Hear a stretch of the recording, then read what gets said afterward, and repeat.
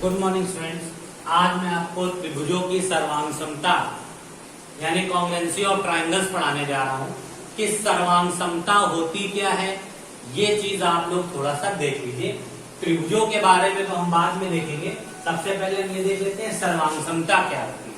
याद रखिए, सर्वांग समता का मतलब होता है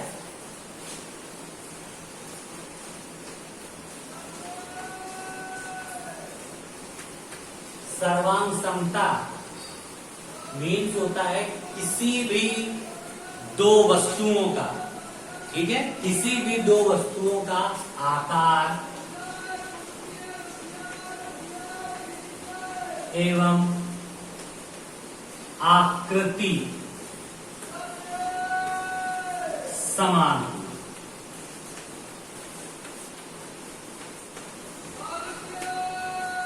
ठीक है, कि किसी भी वस्तु का आकार एवं आकृति अगर समान है तो वो एक दूसरे के सर्वांगसम होते हैं।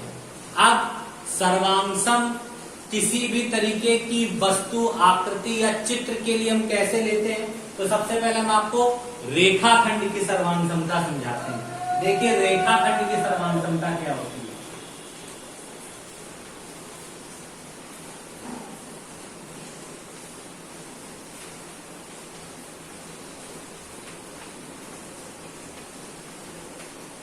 रेखाखंड की सर्वांग समता, देखिए कोई दो रेखाखंड है, अगर वो समान लंबाई के हैं तो वो एक दूसरे के सर्वांगसम होंगे। जैसे मान लीजिए एक रेखाखंड ये ए बी, ठीक, और दूसरा रेखाखंड ये है सी ए। अगर इसकी लंबाई 6 सेंटीमीटर है और इसकी लंबाई भी 6 सेंटीमीटर होगी तो ये दोनों रेखाखंड एक दूसरे के सर्वांगसम। पर ये जरूरी नहीं है कि दोनों एक दूसरे के समांतर हो। ये रेखाखंड ऐसी ना हो कि अगर ऐसी भी है, मान लीजिए सी ए,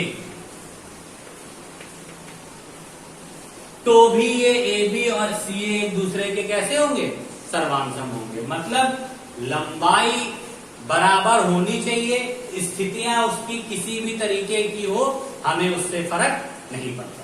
ठीक है, तो ये आपका आ गया पहला रेखाखंड की सर्वांग समता।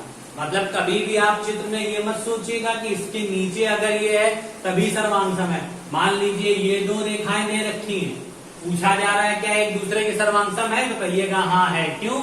इसकी लंबाई भी 6 और इसकी लंबाई भी 6। अब देखिए कोण की सर्वांग समता,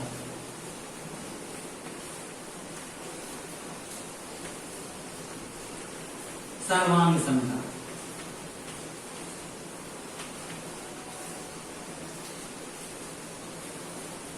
देखिए कोण में क्या होता है।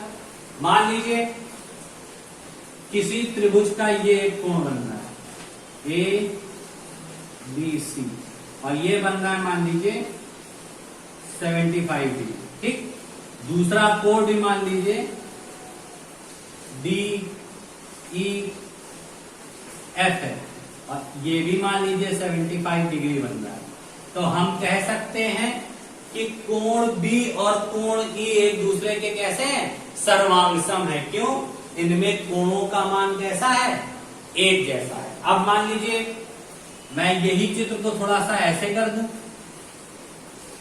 ए बी सी, ये 75 डिग्री और इसकी लाइन थोड़ी सी बड़ी हो गई, ये मैंने ऐसे कर दिया, डी ई एफ, ये भी 75 डिग्री।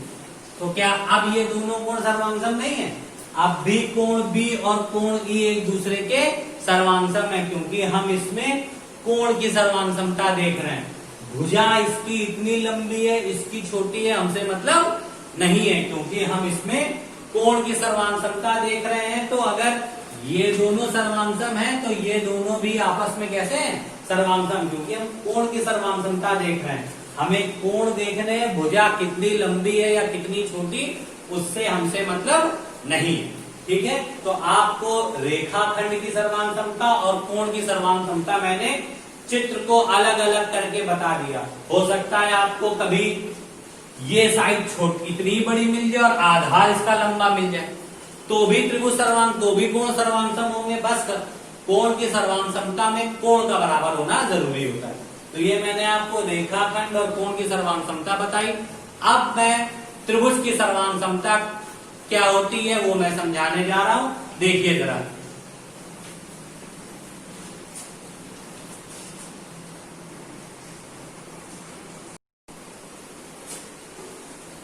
देखिए स्टूडेंट्स, त्रिभुजों की सर्वांगसमता में कुछ प्रतिबंध होते हैं, कुछ प्रतिबंध होते हैं। देखिए प्रतिबंध क्या होते हैं इसके। प्रतिबंध में नंबर 1 होता है एस एस एस, मतलब साइड साइड साइड, यानी इसको हम लिखते हैं भुजा भुजा और भुजा। इस शर्त से सर्वांगसमता कैसे होती है देखिए।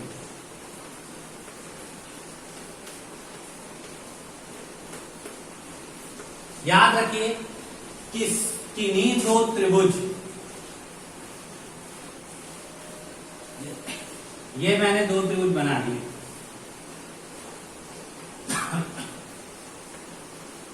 ये देखिए, ये आपको दो त्रिभुज दिख रहे हैं।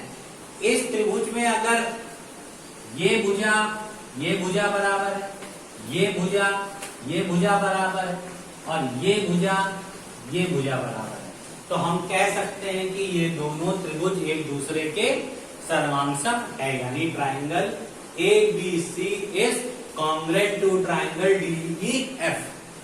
पर हमने फिर बताया, इसको ध्यान रखिएगा कि इसमें जो भुजा दे रखी है, इसका मतलब होती है इसकी संगत भुजा बराबर है, मतलब संगत भुजाओं का बराबर होना चाहिए। ये मतलब नहीं कि इसकी ये बराबर है तो इसकी ये ही बराबर हो। देखिए अगर ये त्रिभुज सर्वांगसम है तो अगर मैं इसकी भुजाओं को थोड़ा सा चेंज कर दूं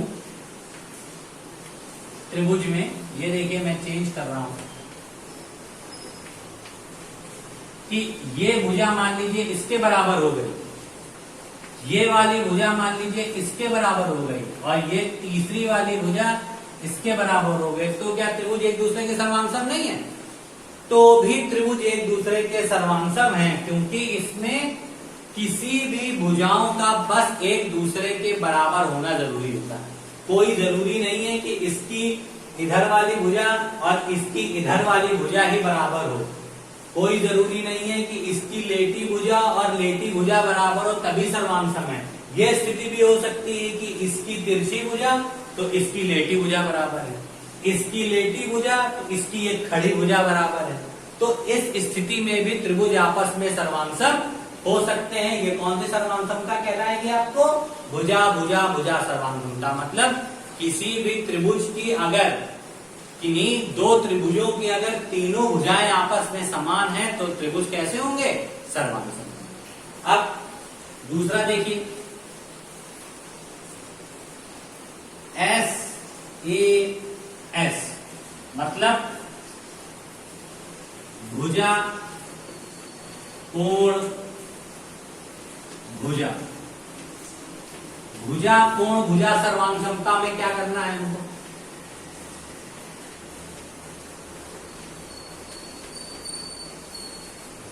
देखिए इस पे हम क्या करते हैं, इसमें सिंपल सी एक चीज हम लोगों को फॉलो करनी पड़ती है कि हमको ये ध्यान रखना होता है कि मेरा इसमें कोण बीच में, ये जो कोण बीच में है इसका मतलब ये होता है कि आप उस कोण को लें जो बराबर भुजाओं द्वारा लिए जाए। आप किस कोण को लें? जो बराबर भुजाओं द्वारा लिए जाए। तो अभी सिंपल सी लैंग्वेज में आप ये समझ लीजिए कि किन्हीं दो त्रिभुजों के अगर एक कोण और दो भुजाएं आपस में बराबर हैं तो भी त्रिभुज कैसे होंगे? सर्वांगसम होंगे। कितनी भुजाएं बराबर होनी चाहिए? दो त्रिभुजों की दो भुजा और एक कोण अगर बराबर हैं तो भी त्रिभुज सर्वांगसम होंगे। देखिए क्या, ये मैंने एक त्रिभुज बनाया, दूसरा त्रिभुज मैंने ये बनाया, A B और ये सी, डी ई एफ। इसमें देखिए भुजा की प्रबलता ज्यादा है क्योंकि भुजा 2 बार लिखी, तो हम सबसे पहले 2 भुजाएं बराबर करेंगे। इसकी ये वाली कर ली, इसकी ये वाली कर ली। और हमने एक बात बताया था कि इन 2 भुजाओं के द्वारा ही कोण बनना चाहिए। तो देखिए ये भुजा इस बिंदु पे आके मिल रही है, ये भुजा भी इस बिंदु पे आके मिल रही है, यानी इन 2 भुजाओं के द्वारा ये कोण बनता है। वही काम इसके साथ है, ये भुजा इस बिंदु पे आके मिल रही है, ये वाली भुजा भी हमारी इस बिंदु पे आके मिल रही है, इस भुजा के द्वारा ये कोण बनता है। तो ये 2 कोण भी एक दूसरे के कैसे हैं, बराबर है। तो इस स्थिति में ये दोनों त्रिभुज आपस में कैसे हो जाएंगे, सर्वांसम। अगर इसके विपरीत की स्थिति कर दी जाए कि मान लीजिए एक त्रिभुज हमारा ये हो गया, एक त्रिभुज हमारा ये हो गया, A B C D E F. अब देखिए इस कंडीशन में ये भुजा और ये भुजा मैंने इसकी बराबर ली थी तो इनकी भी ले ली, इसकी भी नीचे की 2 भुजाएं बराबर ली थी तो इसकी भी ले ली। इसमें देखिए एक ये कोण लिया था, दूसरा हम एफ कोण ले लेते हैं। अगर कोण बी और कोण एफ बराबर हो जाए तो क्या त्रिभुज सर्वांसम होगा, तो त्रिभुज सर्वांसम नहीं होगा। क्यों नहीं होगा, क्योंकि हम वही कोण लेते हैं जो बराबर भुजाओं के द्वारा बनाए जाते हैं। देखिए इस फिगर में तो आपको समझ में आता है कि ये भुजा आके यहां मिली और ये भुजा आके हमारी यहां मिली, ये दोनों भुजाएं आपस में यहां मिली तो ये कोण बन गया। तो ये कोण तो बात सही है हमारी। इस त्रिभुज में देखिए ये भुजा आके यहां मिल रही है और ये वाली भुजा भी आके हमारी इस भुजा से यहां पे मिल रही है, तो यहां कोण बनना चाहिए जो कि कोण नहीं बन रहा। कोण हमारा कहां बन रहा है, भुजा बिंदु एफ पे। जब बिंदु एफ पे कोण बन रहा है जिसका इस भुजा से कोई ताल्लुक नहीं है, मतलब इस भुजा के द्वारा इस कोण को बनाने में कोई सहयोग नहीं दिया गया है, इसका मतलब ये दोनों त्रिभुज एक दूसरे के सर्वांसम नहीं होंगे। ठीक है, तो ये सबसे इंपॉर्टेंट चीज थी कि कोण वही लेना होता है जो 2 बराबर भुजाओं के द्वारा बना होता है। अगर इस तरीके के भुजा इस तरीके के कोण होते हैं कि एक कोण तो बराबर भुजाओं के द्वारा बन रहा पर दूसरा कोण बराबर तो है परंतु बराबर भुजाओं के द्वारा नहीं बन रहा, इस स्थिति में भी त्रिभुज सर्वांसम नहीं होते। अब एक कंडीशन और बताता हूं, इसके बाद आपको एक बार अच्छी तरीके से फिर एक्सप्लेन करूंगा।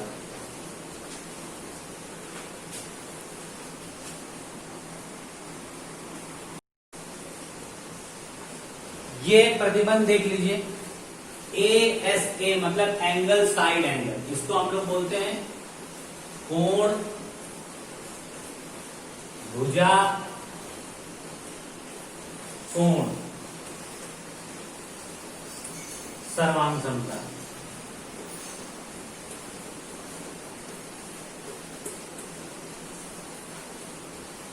देखिए इस स्थिति में क्या होता है, इस स्थिति में तो किसी 2 त्रिभुजों के यदि 2 कोण और एक भुजा बराबर हो तो भी त्रिभुज कैसे हो जाते हैं, सर्वांसम। कितने कोण बराबर होने चाहिए, 2 कोण और एक भुजा। तो देखिए ये त्रिभुज मैंने बनाया A B C, दूसरा कोण मैंने ये बनाया D E F। इसमें देखिए 2 कोण बराबर हैं, देखिए ये कोण और ये कोण आपस में बराबर, और ये कोण जो है वो इस कोण के बराबर है और ये वाला जो कोण है वो इस कोण के बराबर है। ठीक, अब जैसा कि पहले वाले में जो हम लोगों ने आपको ये बताई थी भुजा कोण भुजा, इस पे हम लोग कोण को वो लेते थे जो 2 भुजाओं के द्वारा बनते थे। इस पे हम लोग उस भुजा को लेंगे जो दो बराबर कोणों के द्वारा बन रहा है। तो दो बराबर कोणों के द्वारा भुजा कौन सी बन रही है? ये ए बी, यानी ये भुजा और इधर डी। ये भुजा एक दूसरे के बराबर है तो दोनों त्रिभुज कैसे हैं? सर्वांसम। पर अगर इसकी स्थिति बदल दी जाए, मतलब स्थिति को कुछ इस टाइप से कर दिया जाए कि एक ये त्रिभुज लिया जाए, एक ये त्रिभुज लिया जाए, फिर से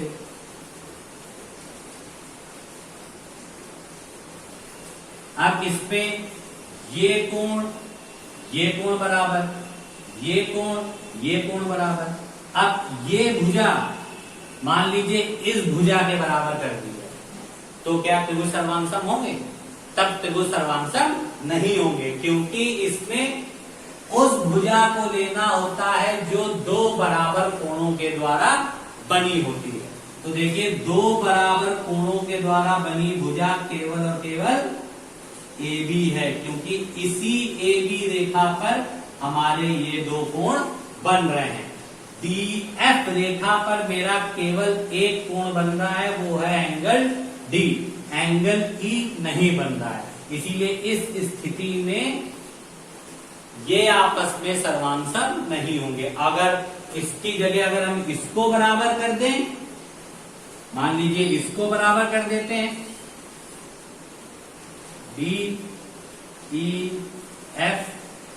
ये कोण तो है ही, मान लीजिए ये भुजा बराबर कर देते हैं, यानी इसको इस भुजा के बराबर अगर कर दिया जाए तो भी ये दोनों सर्वांसम नहीं होंगे। क्यों नहीं होंगे? शर्त हमारी वही है कि वो भुजा हमको लेनी होती है जो दो कोणों के द्वारा बनी। ठीक है स्टूडेंट, तो ये तीन प्रतिबंध है। एक प्रतिबंध और होता है RHS, जिसमें हम लोगों को समकोण त्रिभुज दिया होता है, उसमें कर्ण और एक भुजा की लंबाई बराबर होती है। तो ये चौथा प्रतिबंध हमारा यही होता है, RHS। इस पे हमारा क्या होता है कि एक समकोण त्रिभुज बना होता है, इसमें ABC ये 90 डिग्री मान लीजिए, दूसरा हमने ले लिया DEF ये भी मान लीजिए 90 डिग्री। इसमें कर्ण तथा एक भुजा आपस में बराबर होती है तो भी त्रिभुज सर्वांसम हो जाते हैं, क्योंकि इसमें कर्ण बराबर हो गए, भुजा बराबर हो गई और एंगल B भी एंगल E के बराबर हो गया, क्योंकि ये दोनों 90 डिग्री। तो ये हमारी RHS की क्राइटेरिया होती है, जो बहुत छोटी होती है, ये आप लोग इजीली कर लेते हैं। तो सबसे टफ थी तीसरी, दूसरी और पहली, जो मैंने आपको समझा दी कि किस तरीके से इसमें हम लोग ट्राइंगल्स को कॉन्ग्रुएंट प्रूव करेंगे और कॉन्ग्रुएंसी में पता कैसे करेंगे कि कौन सी साइड इसके इक्वल है और किसमें कैसे कोण को लेना है, किसमें किस भुजा को लेना है। तो मैंने आज आपको सब समझा दिया है।